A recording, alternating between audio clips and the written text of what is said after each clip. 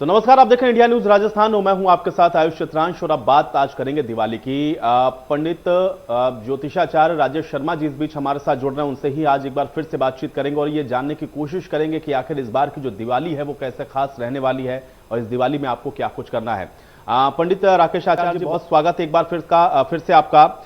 आप राजेश शर्मा जी, मैं आपसे ये जानना चाहूंगा कि दीपावली है और अब दीपावली को लेकर के क्या खास करना चाहिए, कैसे इसकी जो तैयारी है वो लोगों को करना चाहिए, मैं चाहूंगा कि बताएं। ठीक, सर के नंबर पे कर दो फोन, है ना?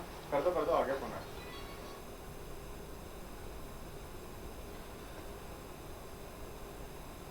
तो पंडित राजेश शर्मा से हम दोबारा से बातचीत करेंगे।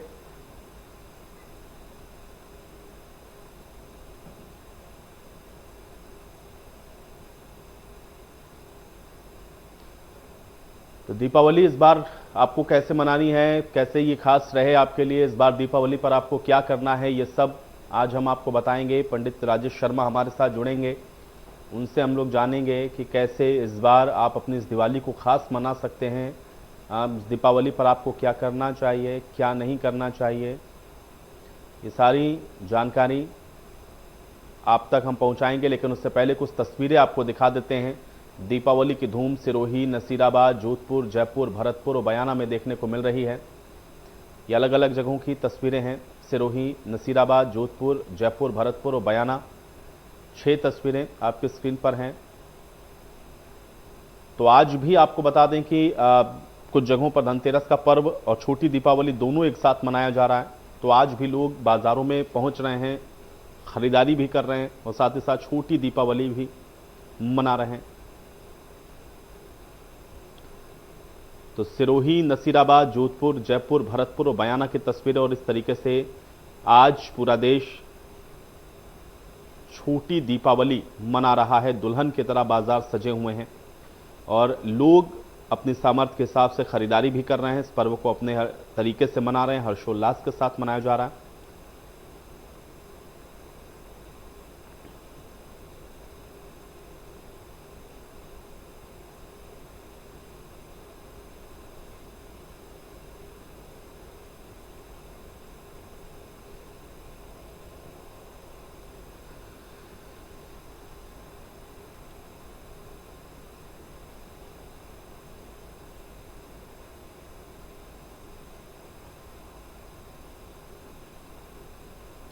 और चलिए एक बार फिर से रुख कर लेते हैं। पंडित राजेश शर्मा जी हमारे साथ जुड़ रहे हैं, वो आपको बताएंगे कि इस बार आपको ये दिवाली कैसे मनानी है। पंडित राजेश शर्मा जी, सबसे पहले तो बहुत स्वागत है एक बार फिर से आपका इंडिया न्यूज राजस्थान पर।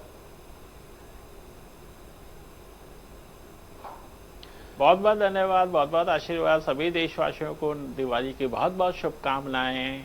जी पंडित राजेश शर्मा जी, देखिए कल आपने धनतेरस के अवसर पर लोगों को बताया और लोगों को बड़ी आसानी हुई ये जान के और समझ के कि धनतेरस में कैसे उनको पूजन अर्चन और सारी गतिविधियों को करना है।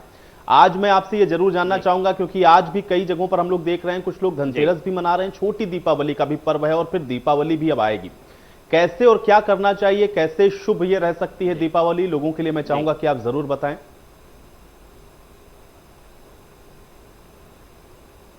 जी, देखिए, दीपावली का त्यौहार हम मनाएंगे कल, मतलब शनिवार को 14 अप्रैल को हम दिवाली का त्यौहार मनाएंगे। और उसी दिन हम रूप चौदस का त्यौहार भी मनाएंगे, अर्थात नरक चतुर्दशी भी जिसको हम बोलते हैं। वो 2:30 तक का समय रहेगा उसका।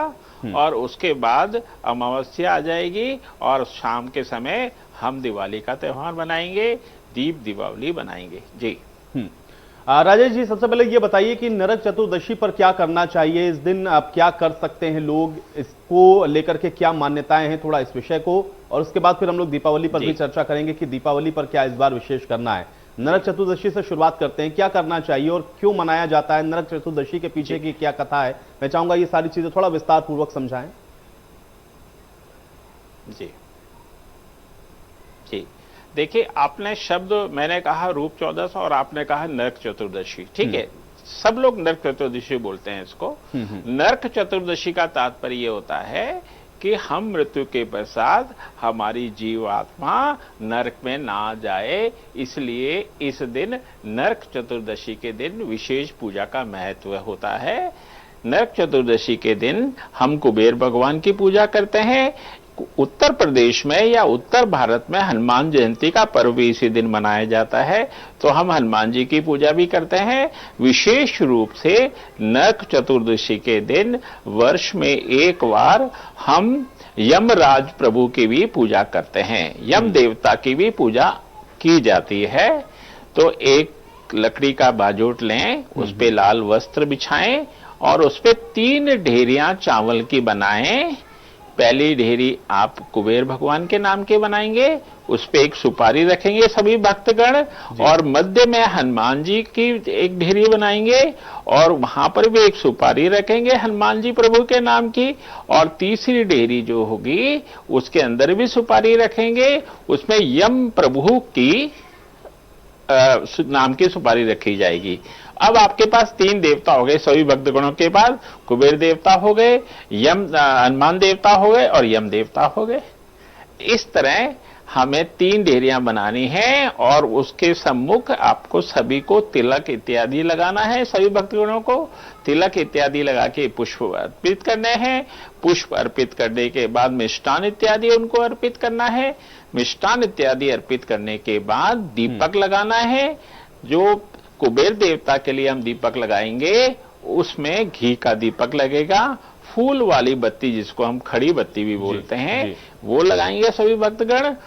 और हनुमान जी के मुख के सामने चमेली का तेल का दीपक लगाएंगे, वो भी खड़ी ज्योत के अंदर होगा। और यमराज जी के सामने सरसों के तेल का दीपक लगाएंगे।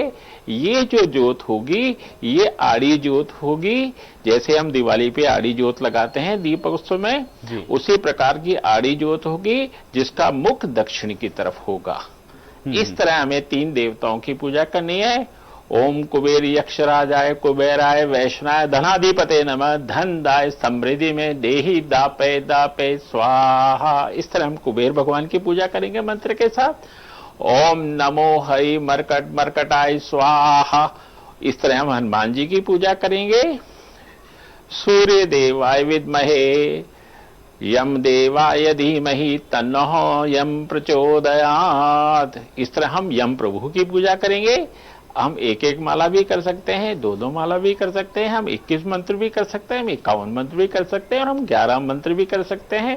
पूर्ण श्रद्धा के साथ एक बार भी मंत्र करेंगे तो हमें अवश्य लाभ मिलेगा।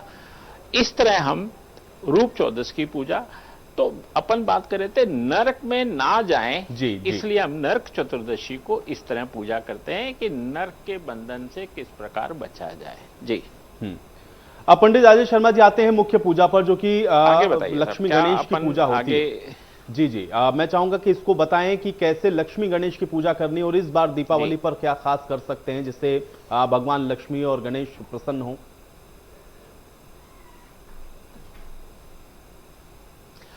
देखिए, गणेश जी की हम पूजा करते हैं, गणेश जी की पूजा करते हैं, मां सरस्वती की पूजा करते हैं और मां लक्ष्मी की पूजा करते हैं। अब अगर हमारे पास हमने मां लक्ष्मी की पूजा की और हमारे पास बहुत अधिक धन आया, तो बहुत अधिक धन आने के लिए मां लक्ष्मी की कृपा तो हम पर हो गई, लेकिन गणेश जी की कृपा नहीं और मां सरस्वती की कृपा नहीं हुई, तो यह आया हुआ धन हमारा किसी उपयोग का नहीं होगा। इसलिए सबसे पहले हम विघ्नहर्ता गणेश जी भगवान की पूजा करते हैं। हे भगवान गणेश जी प्रभु, हम पर इतनी कृपा कीजिएगा कि हमारा जो धन है, जो हम कार्य करें उसमें किसी प्रकार की विघ्न बाधाएं ना आए। अगर कोई भी कार्य हम करते हैं, कोई भी व्यापार करते हैं या कोई भी काम हम करते हैं धन से और उसमें कोई विघ्न बाधा आ जाए तो हमारा धन नष्ट होने की संभावनाएं रहती हैं। इसलिए हमारे शास्त्रों में गणेश जी, मां सरस्वती और मां लक्ष्मी की तीनों की पूजा का इसके अंदर बहुत ज्यादा उपयोग बताया गया है कि इससे बहुत ज्यादा लाभ प्राप्त हो सकता है। तो गणेश जी की पूजा हमने की, ओम गणेश जी को हमने कहा कि आप विघ्न बाधाएं करें। ओम विघ्नेश्वराय च विघ्नेश्वराय गौरी सुताय गणनाथ नमो नमस्तुते। गणेश जी, आप गौरी मां पार्वती के पुत्र हैं, हमारी सभी विघ्न बाधाएं दूर करें। इस तरह गणेश जी की पूजा करें। ओम ऐं ह्रीं क्लीं महासरस्वती नमः। इस तरह हम माँ सरस्वती की पूजा करें। माँ सरस्वती वाणी की देवी है, बुद्धि की देवी है। अगर धन आता है और बुद्धि नष्ट होती है तो आए हुआ धन समाप्त भी हो सकता है। इसलिए हमने कहा कि माँ सरस्वती की पूजा की जानी चाहिए। फिर हम आप सब प्रधान पीठाधीश्वर, हम इसको बोलते हैं प्रधान देवता कौन है। प्रधान देवता कौन है इसमें? माँ लक्ष्मी जी। तो हम प्रधान देवता की पूजा करते हैं। तो अब हम लक्ष्मी जी की पूजा करेंगे। लक्ष्मी जी की वही प्रकार से पूजा करेंगे। लक्ष्मी सूक्त का हम पाठ कर सकते हैं, लक्ष्मी चालीसा का पाठ कर सकते हैं, या एक मंत्र में बता देता हूं, वो छोटा सा मंत्र है, उसकी एक माला भी आप फिर लेंगे। रुद्राक्ष की हो, स्फटिक की माला हो या कमलगट्टे की माला हो। माँ लक्ष्मी को कमलगट्टा भी पसंद है, माँ लक्ष्मी को स्फटिक की माला भी पसंद है। अगर ये दोनों माला भक्तगणों के पास नहीं हो तो रुद्राक्ष की माला से कर लें। इतना कोई भी माला हो उससे अपन जाप कर सकते हैं। ओम ऐं ह्रीं क्लीं महालक्ष्मी नमः। ओम ऐं ह्रीं क्लीं महालक्ष्मी नमः। ओम ऐं ह्रीं क्लीं महालक्ष्मी नमः। इस तरह का मंत्र का जाप कर सकते हैं। ओम महालक्ष्मी नमः प्रसीद प्रसीद प्रसीद। ओम महालक्ष्मी नमः प्रसीद प्रसीद प्रसीद। इस तरह भी हम कर सकते हैं। ओम महालक्ष्मी नमः, ओम महालक्ष्मी नमः, ओम महालक्ष्मी नमः, ओम महालक्ष्मी नमः, ओम महालक्ष्मी नमः। इस तरह भी कर सकते हैं। जैसा भक्त गणों को सुविधा हो, बिल्कुल भी बिना विचलित हुए पूर्ण निष्ठा के साथ पूजा करने से पहले सभी देवताओं से प्रार्थना करें कि प्रभु आप यहाँ पधारें, हम आपकी पूजा करने जा रहे हैं। हमने कहा आगच आगच महालक्ष्मी आगच आगच। आप ये रखिए कि माँ लक्ष्मी हमारे हृदय में विराजें, हमारे मन में विराजें। हम शरीर से आपकी पूजा कर रहे हैं, वाणी से आपकी पूजा कर रहे हैं, लेकिन हमारा मन स्थिर नहीं रहता। माता हमारे मन को भी स्थिर कीजिए। इस तरह माँ से ये प्रार्थना करते हुए पूजा शुरू करें। और खूब अच्छे से जो निवेद्यम होते हैं, हम कभी भी कोई भी निवेद्यम चढ़ाएं तो उसमें समर्पयामि शब्द का उपयोग ना करके निवेद्यम निवेद्यामि भ्यो नमः। हम आपको ये चीजें निवेद्यम कर रखें, सीधे हाथ में रखें, बिल्कुल मध्य में रखें सीधे हाथ में, और इस तरह भगवान को अर्पित करें। ये बात का हम ध्यान रखें। और माँ लक्ष्मी की पूजा इस प्रकार करें। माँ लक्ष्मी को कमल गट्टा बहुत पसंद है, कमल गट्टा चढ़ाएं। माँ लक्ष्मी को हल्दी बहुत प्रिय है, हल्दी चढ़ाएं। और ये हल्दी और ये जो कमल गट्टा और ये जो भी चीजें हम भगवान माँ लक्ष्मी को चढ़ाएं, धनिया, मूंग, चावल, 21 दाने चावल के, ये सब चीजें हम तिजोरी में सुरक्षित रखें साल भर के लिए। जी। और रखने से हमारे यहाँ धन का आगमन होगा। ये बात सब अच्छी तरह से ध्यान रखें सभी भक्तगण, और इसको अपने पास रखेंगे तो माँ की कृपा उन पर अवश्य बरसेगी। हमने कहा तमसो माँ ज्योतिर्गमय। माँ हमारे भीतर में जो अंधकार है इसको उजाले की तरफ लेके जाएं। दीपावली का पर्व जो होता है वो अमावस्या की रात होती है। दीपावली का जो अर्थ होता है मैंने कल भी बताया था, दीप अवावली, दीप अवाली। दीपावली का अर्थ संस्कृत में इसका छंदी विच्छेद करेंगे हम तो हम पाएंगे कि दीप अलग है, अवावली अलग है, अर्थात दीपों की श्रृंखला। इसको हम बोलते हैं दीपावली। तो दीपावली पर दीपों की श्रृंखला बनाएं और माता से प्रार्थना करें। मैंने कहा तमसो माँ ज्योतिर्गमय, अर्थात माँ हमारे अंदर का अंधकार समाप्त करके हमें प्रकाश की ओर ले जाइए। अभी जिस अंधकार में हम लोग हैं, जिस कोविड के अंधकार में हैं, इस अंधकार को समाप्त कीजिए और हमें प्रकाश की ओर ले जाइए। दीप उत्सव का मुख्य उद्देश्य यही होता है। जी। पंडित राजेश शर्मा जी, अब आते हैं मुहूर्त पर। थोड़ा बताइए कि इस बार का जो दिवाली का शुभ मुहूर्त है वो क्या रहने वाला है और कौन सा ऐसा समय है, किस काल में अगर इस पूजा को किया जाए सभी रीति रिवाज के साथ, अनुष्ठान को अगर हम करें तो हमें ज्यादा से ज्यादा जो कृपा है वो माता लक्ष्मी की, गणेश की और सरस्वती की मिल सकती है। थोड़ा सा उस मुहूर्त के बारे में भी बताएं। देखिए, मुहूर्त का अर्थ होता है शुभ समय। तो शुभ समय पर हम जो काम करते हैं वो शुभ ही होता है।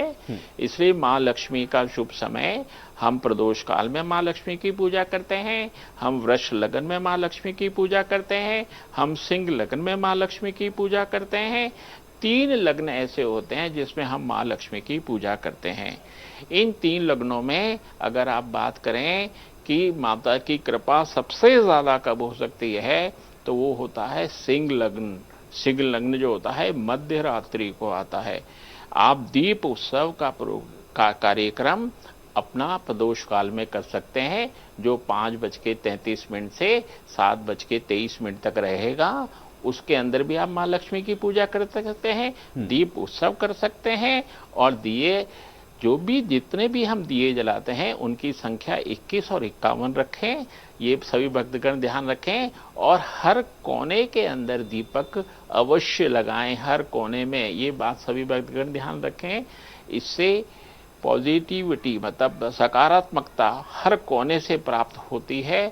अगर हम बात करें कि पर्यावरण का दीपक से क्या संबंध है, तो हर कोने में जब हम दीपक लगाएंगे तो वहां कोई भी कीट होगा, कोई भी कीटनाशक वस्तु होगी, वो समाप्त हो जाएगी। इसलिए हर कोने में दीपक अवश्य लगाएं। जहां हम जल भरते हैं, जल रखते हैं, वहां भी दीपक लगाएं। और आपके जो देवता गण होते हैं, जो भी देवता आपके मंदिर में पहले से विराजमान हैं, वहां भी दीपक अवश्य लगाएं। और मां तुलसी के पौधे के नीचे भी दीपक अवश्य लगाएं। ये बातें बहुत महत्वपूर्ण हैं। इन बातों का विशेष ध्यान रखें सभी भक्तगण। और मैंने कहा कि सबसे श्रेष्ठ समय आपने मेरे से पूछा कि किस प्रकार साल भर मां लक्ष्मी की पूजा से हमें धन प्राप्त हो, तो सिंह लगन का समय होता है जो मध्य रात्रि में होता है। 12:07 से चालू होकर 2:23 तक, 2:43 तक भी जा सकता है। तो इसके समय के बीच में आप पूजा कर सकते हैं। देखिए, मुहूर्त का तात्पर्य होता है शुभ समय, और शुभ समय में आपको पूजा में बैठना होता है, ये उठने का समय नहीं है। अगर हमने कहा कि 5:33 पे आप पूजा में बैठ जाइए, तो आप रात को 10 बजे तक भी पूजा कर सकते हैं। ऐसा नहीं है कि शुभ समय समाप्त हो गया। शुभ समय तो सिर्फ बैठने का समय होता है, समाप्ति का समय नहीं होता। जी राजेश जी, एक चीज और मैं आपसे जानना चाहूंगा, चूंकि आप ज्योतिषाचार्य हैं, तो अब ज्योतिष के लिहाज से भी थोड़ा ये बताइए कि आप जो अलग अलग राशियां हैं, जो जातक हैं, उनको विशेष क्या ख्याल रखना है, क्या करना है, थोड़ा इस विषय को और विस्तार पूर्वक समझाएं।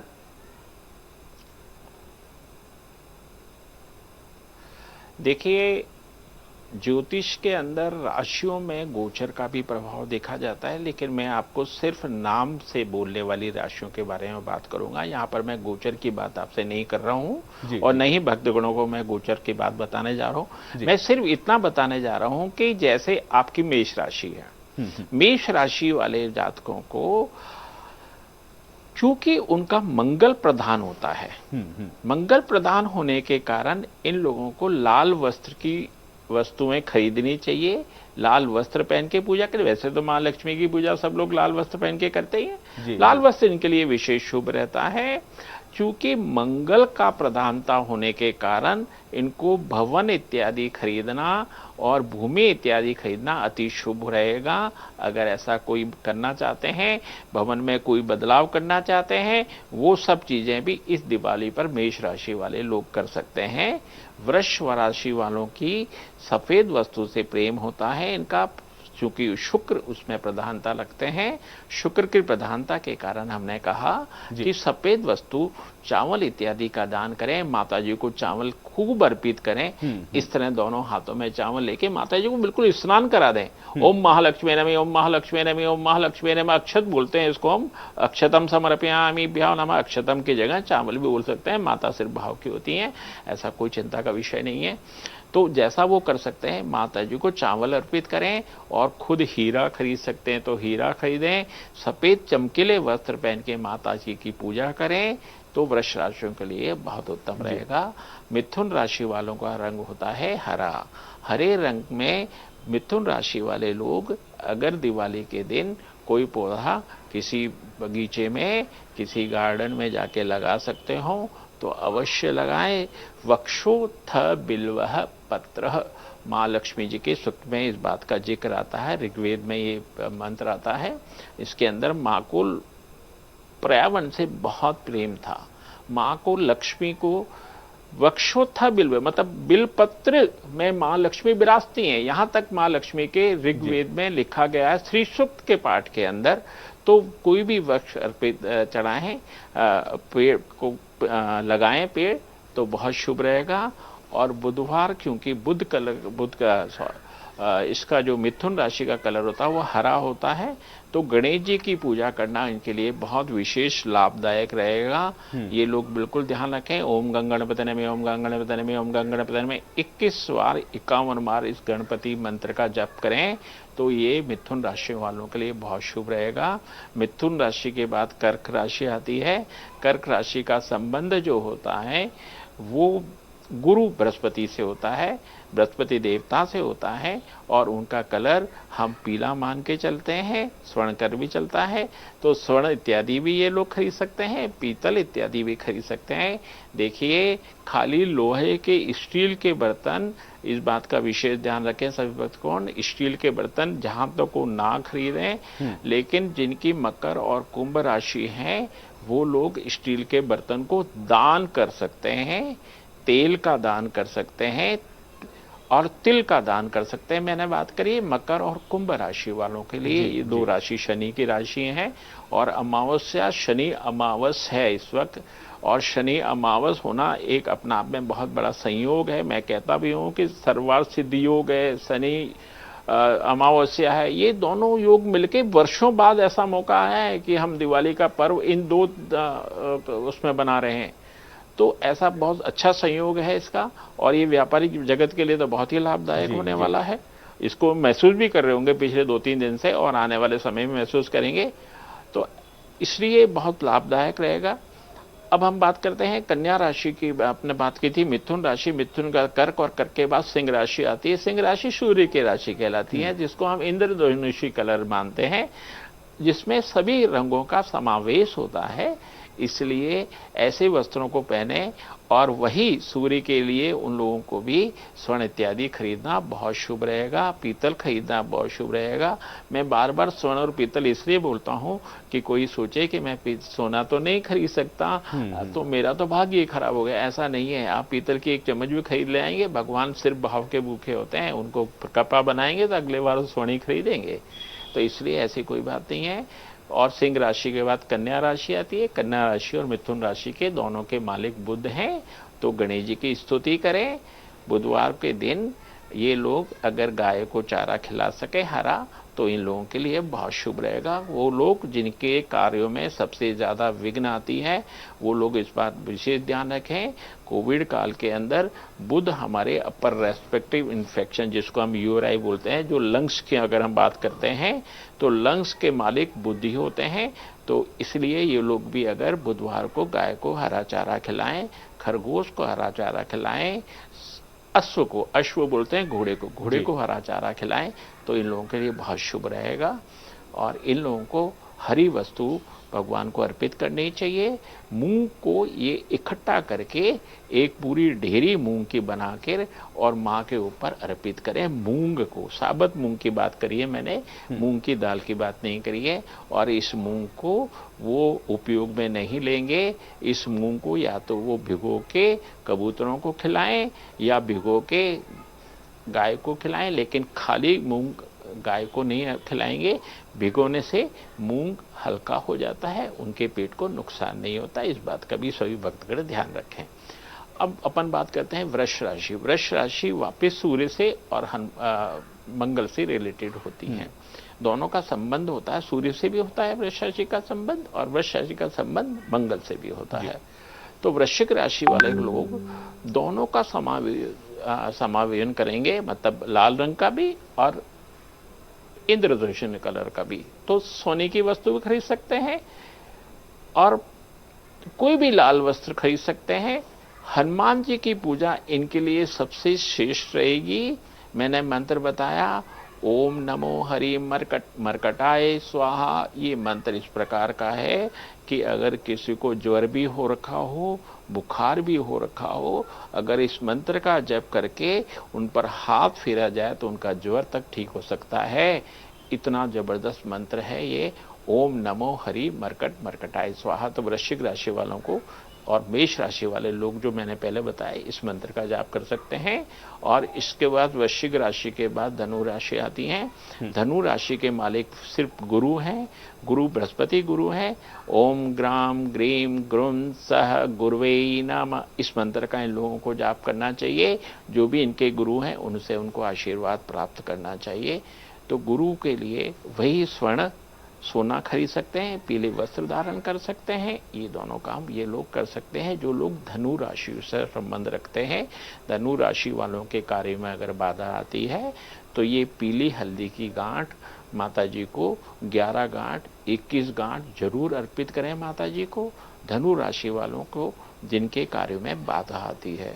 धनु राशि के बाद हम बात करते हैं, मैंने पहले बताया मकर और मीन कुंभ राशि के लिए। तो मकर और कुंभ राशि के मालिक शनि प्रभु हैं और शनिवार का दिन है।